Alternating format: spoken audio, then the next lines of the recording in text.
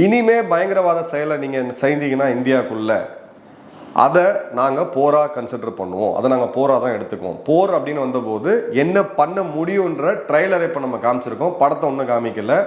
நாளைக்கு அக்னி, பிரளய், பிரம்மோஸ் எல்லாத்தையும் நம்ம யூஸ் பண்ண ஆரம்பிச்சோன்னா பாகிஸ்தானில் ராணுவம் எல்லாம் அங்கே இருக்கக்கூடிய தளபதிகள் விட்டு ஓடிட்டு அவங்க ராணுவ வீரர்கள், கீழே இருக்கக்கூடிய வீரர்கள் சரண்டர் ஆகிற நிலைமைக்கு வந்துடும். சரண்டர் கையெழுத்து போட கூட அங்கே ஆள் இருக்க மாட்டாங்க.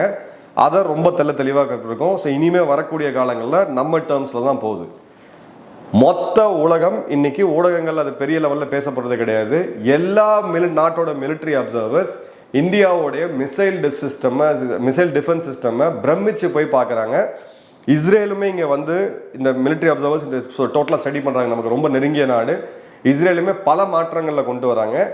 இனிமே இந்த உலகத்தில் இருக்கக்கூடிய பெரிய பெரிய நாடுகள், அமெரிக்கா, ரஷ்யா போன்ற நாடுகள் கோடிக்கணக்கான டாலருக்கு இந்த S4net போன்ற இதை வந்து மார்க்கெட்